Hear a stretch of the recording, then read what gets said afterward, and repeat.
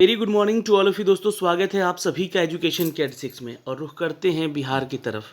78 दिनों के बाद शैक्षणिक संस्थान अब खुलने जा रहे हैं। आप सभी को बता दें कि राज्य भर में अनलॉक 3 की यहाँ प्रोसेस चल रही है, जहाँ पे 6 जुलाई तक ये अपडेट चलेंगे।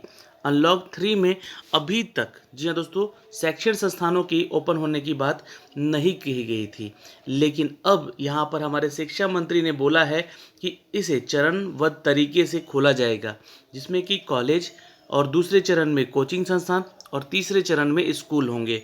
दोस्तों, आप सभी को बता दें कि बिहार में अनलॉक की प्रोसेस राज्य में शिक्षण संस्थानों की और स्कूल के चरणबद्ध तरीके से खोलने की बात शिक्षा मंत्री ने जो कही है, और शिक्षा विभाग ने इसके लिए कार्यक्रम भी तैयार कर लिया है। आपको बता दें कि 6 जुलाई तक ये जो अनलॉक की प्रोसेस है, अनलॉक 3 की, इसको चलाएगा। और उसके बाद यहाँ पर संभवतः यहाँ पे बोला भी गया है कि 6 जुलाई को एक नया अपडेट दिया जाएगा, जो कि हमारे शिक्षा मंत्री विजय कुमार चौधरी जी ने मुताबिक बताया जा रहा है। चूँकि कोरोना के हालात पर इस तरह से अगर हालात सुधरते रहें तो पहले चरण में विश्वविद्यालय को और दूसरे चरण में कॉलेज और स्कूल को और तीसरे चरण में यहाँ पे कोचिंग संस्थान को, यानी कि ये तीनों चरण में ये तीनों चीज़ें ओपन कर दी जाएंगी। और अगर हम बात कर ले दूसरे चरण में जो स्कूल की, तो माध्यमिक और उच्च माध्यमिक कक्षा जो कि 9 से 12 तक के स्कूल के छात्र की होगी, जो कि कोचिंग संस्थान खुलेंगे यहाँ पर। उसके बाद कक्षा 6 से 8 तक की कक्षाएं के लिए बात की जा रही है। और सबसे अंत में कक्षा 1 से लेकर 5 तक की कक्षाएं खुलेंगी, जिसमें कि छोटे बच्चों के लिए स्कूल ओपन किया जाएगा। इसमें भी कोविड जो प्रोटोकॉल है उसका पालन करना ज़रूरी होगा। और 19 अप्रैल से आप सभी को बता दें कि लगभग 78 दिनों के बाद ये जो संस्थाएं हैं वो ओपन होने जा रही हैं। पहले चरण की बात मैंने आपको बताया कि विश्वविद्यालय और कॉलेज खुलेंगे। दूसरे चरण में कोचिंग संस्थान होगी, जो कि 9 से 12 तक, यानी कि 9वीं 10वीं और 11वीं 12वीं जो हैं कक्षाएं आपकी ओपन की जाएंगी। तीसरे चरण में दोस्तों 6ठी से लेकर 8वीं तक की कक्षाएं होंगी। और चौथे चरण में सबसे अंत में 1 से लेकर 5वीं कक्षाएं तक ये स्कूल खोलने की बात की गई है। दोस्तों, यहाँ पे बता दें कि जो स्कूल कोचिंग एक साथ नहीं होगी, छुट्टी, यहाँ पे भी ध्यान रखिएगा। मंत्री जी के अनुसार यहाँ पे बताया जा रहा है कि स्कूल, कॉलेज और कोचिंग संस्थानों में मास्क पहनना तो अनिवार्य है ही, सैनिटाइजर का भी उपयोग करना जरूरी है और सामाजिक दूरी का अनुपालन करना भी ज़रूरी होगा।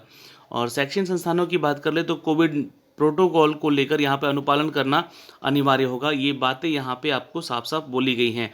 दोस्तों, यहाँ पे एक बात और कहा गया कि टीकाकरण केंद्र जो होगा उसके रूप में काम करते रहेंगे स्कूल। जिस स्कूल में टीकाकरण हो रहा है वहाँ पे ये सारी चीज़ें चलती रहेंगी।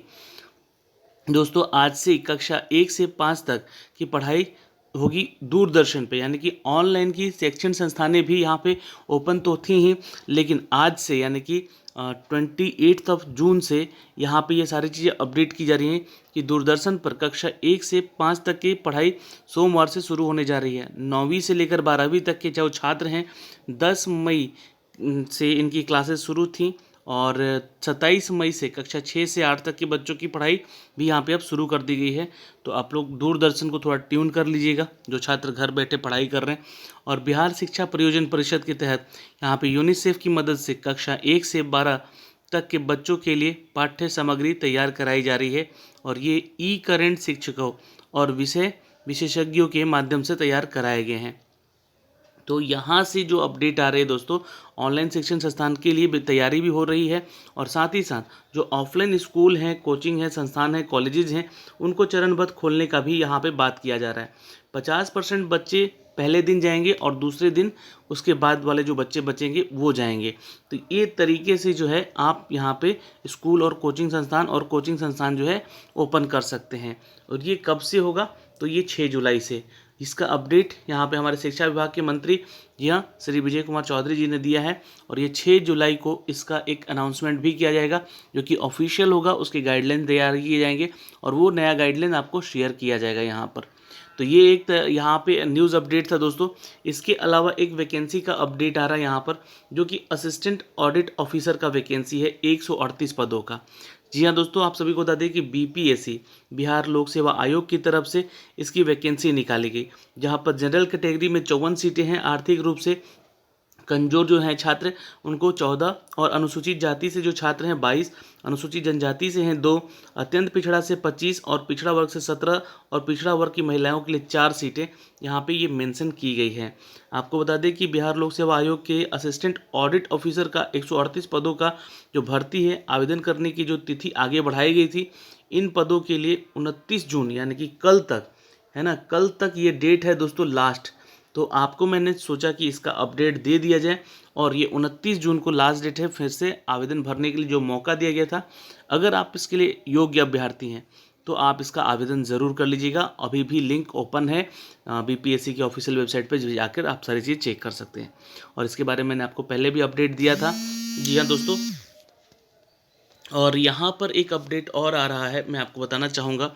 जी हाँ, एक चीज़ और क्लियर कर देना चाहते हैं दोस्तों यहाँ पे कि इसका जो शैक्षण योग्यता है ना, इसके बारे में ज़रूर ध्यान दीजिएगा। यहाँ पर बीपीएससी के इस ऑडिट ऑफिसर के जो पोस्ट हैं, इसमें उम्मीदवार ने मान्यता प्राप्त संस्थान से वाणिज्य में या अर्थशास्त्र, सांख्यिकी में या गणित में से किसी भी एक विषय में आपने स्नातक किया है और एमबीए किया है अगर आपने वित्त यानी कि फाइनेंस में, या सीए हैं आप और आईसीडब्ल्यू और सीएस की डिग्री भी अगर आपके पास है तो आप इसके लिए बिल्कुल आवेदन कर सकते हैं।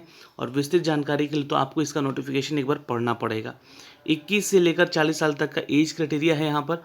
ऑफिस यहाँ पे असिस्टेंट ऑडिट ऑफिसर का ये पोस्ट है और वेतनमान यहाँ पे मैट्रिक्स लेवल 7 का होगा, तो ये ध्यान रखिएगा। सैलरी भी काफ़ी अच्छी होगी आपकी यहाँ पे। आवेदन शुल्क यहाँ पे दोस्तों 600 रुपये फॉर्म का लग रहा है। और चयन की जो प्रक्रिया होगी, योग्य अभ्यर्थी जो भी उम्मीदवार होंगे उनको प्रारंभिक परीक्षा के बाद मुख्य परीक्षा देना होगा और उसके बाद एक इंटरव्यू से गुजरना होगा।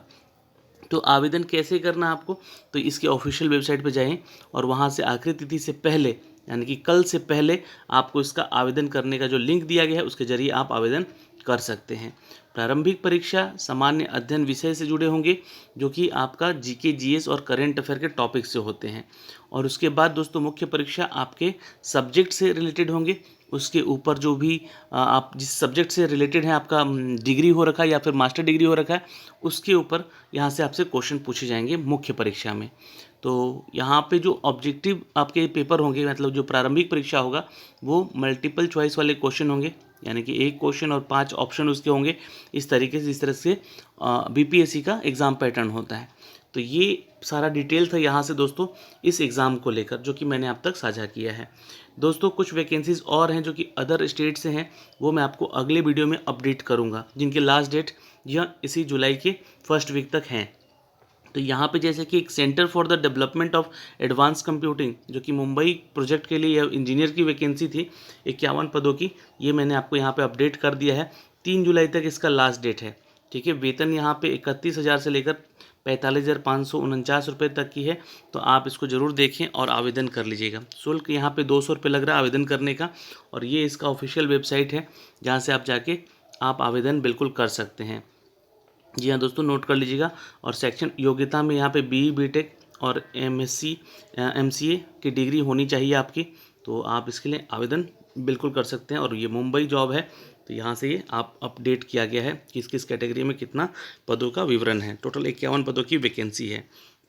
37 साल तक एज क्राइटेरिया है जनरल का, और यहाँ से आप आवेदन कर सकते हैं और इसके लिए बिल्कुल अप्लाई कर सकते हैं अगर आप इसके लिए योग्य हैं तो अभी के लिए इतना ही इस वीडियो में। हमारे साथ आप बने रहें।